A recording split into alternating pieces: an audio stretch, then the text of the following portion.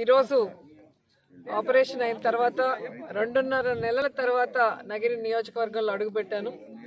నగిరి నియోజకవర్గ ప్రజల ఆశీస్సులు అలాగే భగవంతుడి ఆశీస్సులతో ఈరోజు నేను ఆరోగ్యంగా ముందుకు రావటం అండ్ మొదటి కార్యక్రమమే భగవంతుడి కార్యక్రమంతో స్టార్ట్ చేసి ఇప్పుడు ప్రతి పేదవాడి కలైన ఇల్లు మన ప్రియతమ ముఖ్యమంత్రి గారు జగన్మోహన్ రెడ్డి గారు సాకారం చేస్తూ రాష్ట్ర వ్యాప్తంగా 30 లక్షల మంది మహిళలకి ఇళ్ల పట్టాలు ఇవ్వడం జరిగింది.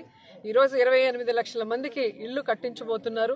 సో ఫస్ట్ ఫేజ్లో ప్రతి నియోజకవర్గంలో కూడా ఆ ఎమ్మెల్యేలు మరి ఆ పేద ప్రజలకి ఇల్లు భూమి పూజ కార్యక్రమం చేయడం జరిగింది.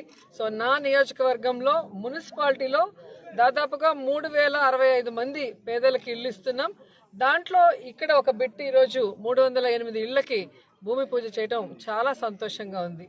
ఎందుకంటే పేదవాడు తన బిడ్డకి పెళ్ళైతే చేసి ఇవ్వగలడు కానీ ఒక ఇల్లు కట్టించాలన్న ఆశ ఉన్నా ఆలోచన ఉన్నా చేయలేని పరిస్థితుల్లో ఈరోజు సొంత అన్నదమ్ముల్లాగా జగన్మోహన్ రెడ్డి గారు ఆడపడుచుకు ఇల్లు కట్టించి ఈరోజు ఆస్తిగా ఆమెకి ఇస్తున్నారు అంటే ఎంత గొప్ప మనసున్న నాయకుడు జగన్మోహన్ రెడ్డి గారు మనం అర్థం చేసుకోవాలి. ఈ రాష్ట్రంలో మరి ఆయన ముఖ్యమంత్రి అవ్వటం ప్రజల ఆకాంక్షలకు అనుగుణంగా ఆయన నడుచుకోవటం మనం చూస్తుంటే ఎంతో సంతోషం. ఎందుకంటే దేశంలో ఎన్నో రాష్ట్రాలు ఉన్నాయి. అన్ని రాష్ట్రాల్లో కూడా బడ్జెట్ బాగా ఉన్నా కూడా వాళ్ళు సమృద్ధిగా వనరులు ఉన్నా కూడా ఇవ్వలేని పరిస్థితిలో మనసు లేని ముఖ్యమంత్రులు రాష్ట్రాన్ని వెళ్తున్నారు. కానీ మన రాష్ట్రంలో మీరు చూస్తే చంద్రబాబు నాయుడు 3.5 లక్షల కోట్ల అప్పుల్లో రాష్ట్రాన్ని ముంచేసినా ఏ రోజు కూడా వెనుకడుగు వేయకుండా ఏ కుంటి సాకు చెప్పి తను ఇచ్చిన వాగ్దానాలని తప్పించుకోకుండా ఈరోజు సమర్థవంతంగా పరిపాలిస్తూ తను ఇచ్చిన ప్రతి వాగ్దానాన్ని కూడా నెరవేరుస్తూ ముందుకు వెళ్తున్నారు. సో ఈరోజు మరి ఇక్కడ చూస్తే పేదవాళ్ళందరూ కూడా ఎన్నో సంవత్సరాలుగా, ఎందుకంటే గతంలో కూడా మీరు చూస్తే ఎన్ని ఇళ్ళు ఇచ్చారంటే లెక్క పెట్టుకుంటే కూడా కనిపించవు. కానీ ఈరోజు ఇక్కడున్న అఫీషియల్స్ కానీ ప్రజాప్రతినిధులైన మేం కానీ పాత్రికులైన మీరు కూడా ఈ దేశంలోనే ఏ రాష్ట్రంలో చూసుండరు. ఒకేసారి ఇన్ని లక్షల మందికి ఇళ్ల పట్టాలు ఇచ్చి ఇల్లు కూడా కట్టించడం అనేది ప్రభుత్వం చేసిన కార్యక్రమాల్లో చాలా చాలా చరిత్రలో నిలిచిపోయే కార్యక్రమం. అలాంటిది ఈరోజు భూమి పూజ కార్యక్రమం చేసుకోవడం చాలా హ్యాపీగా ఉంది. అండ్ ఈరోజు తెలుగుదేశం పార్టీ వాళ్ళు కానీ బీజేపీ పార్టీ వాళ్ళు కానీ వాళ్ళు అధికారంలోకి వచ్చినప్పుడు ఇచ్చిన వాగ్దానాలను నెరవేర్చకుండా ప్రజల్ని మోసం చేసిన వాళ్ళే. జగన్మోహన్ రెడ్డి గారు ప్రజల మనసును దోచుకుంటుంటే అది చూసి సహించలేక ఈరోజు అనవసరమైన రాద్ధాంతాలు చేస్తూ అనవసరమైన విషయాల్లో ఈరోజు ధర్నాలు అంటున్నారు. కానీ అవి ఏవైనా కూడా ఉపయోగకరమైన అని నేను అడుగుతున్నాను.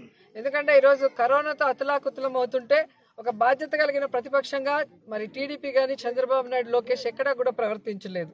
కానీ ఈరోజు ఎగ్జామ్స్ పెట్టద్దు అని చెప్పి మరి లోకేష్ మాట్లాడుతున్నాడు అంటే ఆయనలాగే దద్దమ్మలాగా చవటలాగా ఈరోజు రాష్ట్ర విద్యార్థులంతా మారిపోవాలన్న దురాలోచన వాళ్ళకు ఉంది అనేది మనకు అర్థమవుతుంది. అలాగే ఈరోజు మీరు చూస్తే వ్యాక్సినేషన్లు మరి అందరికీ వేయలేదు అంటే మరి ఎందుకు మీరు మోడీకి లెటర్ రాయట్లేదు ఒక ప్రతిపక్ష నాయకుడిగా? మరి మా రాష్ట్రానికి సమృద్ధిగా వ్యాక్సిన్స్ ఇవ్వండి అని ఎందుకు అడగట్లేదని నేను అడుగుతున్నా.